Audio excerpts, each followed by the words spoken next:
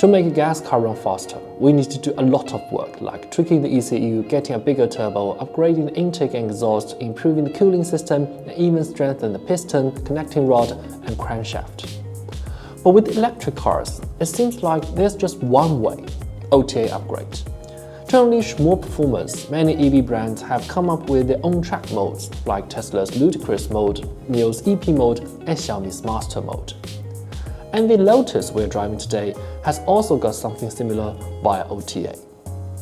However, unlike NIO, Xiaomi or Tesla, Lotus doesn't need extra software to boost the track performance. What it really should be doing is helping its customers drive better on the racetrack. And that's exactly what they do. In this video, I'll show you how Lotus does it. I'm Harris, you're watching my EV.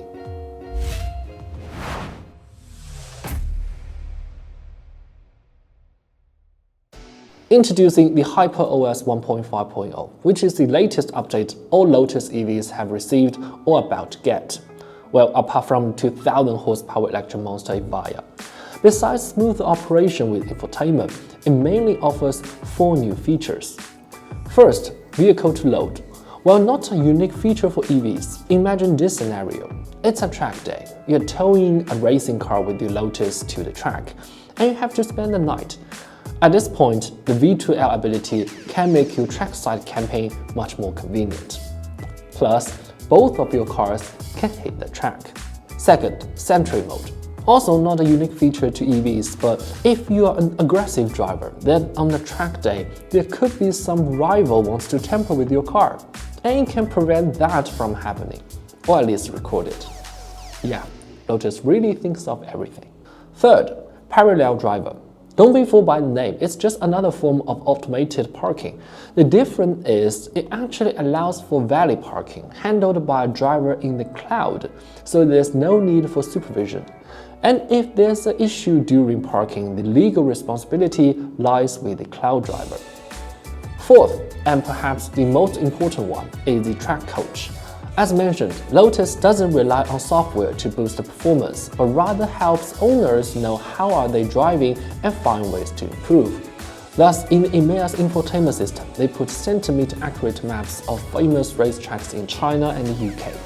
When you're on one of them, the vehicle can precisely draw each lap's racing line, recording data such as speed, throttle, brake, lap times, G-force, steering angle, and more. Plus, it will generate a video playback showing all the data. What does this mean? It's like having a V-Box built into the car, outputting log data to help you analyze how well you do each lap.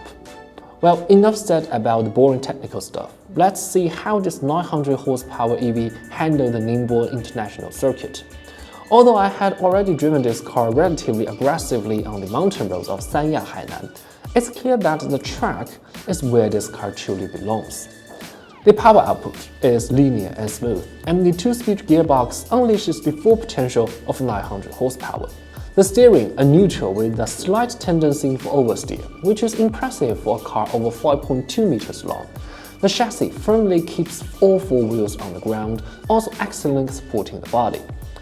What surprised me the most was the body balance under heavy braking. Unfamiliar with the track and the lead car pacing, I entered some corners with steering while braking. Yet this 2.5-ton heavyweight completed the deceleration without any drama, and almost no noticeable brake fade after a few laps.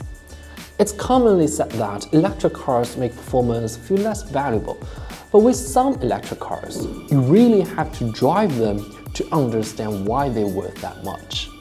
After the adrenaline pumping stuff, it's time to talk about the topic, the track coach feature. Back in the pit lane, I pulled up the full track data on the infotainment and had a physical coach help me analyze it. He told me that my throttle and brake actions were not bad. The throttle was progressively and continuously applied out of the corners, and braking was quickly applied and maintained at peak levels with proper trail braking. The main issue was overcorrection in my steering, and I also found out I went off track with all 4 wheels at one corner.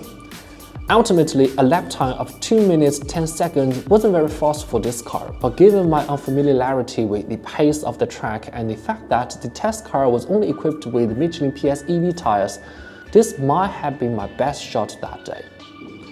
Honestly, even with my racing simulator, this level of data analysis is still something I can't get.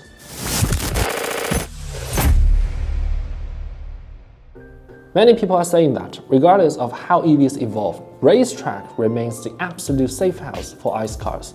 From a performance standpoint, this is true, but if you are like me, a keen but not very dedicated track enthusiast, this kind of experience enhancement through smart features becomes something unique. Taking this Lotus as an example, offering racing data typically accessible only to advanced drivers or even racers on a factory stock car is genuinely mind-blowing. Perhaps this is what makes Lotus stand out in the EV era, offering the ultimate driving experience with these passenger electric cars.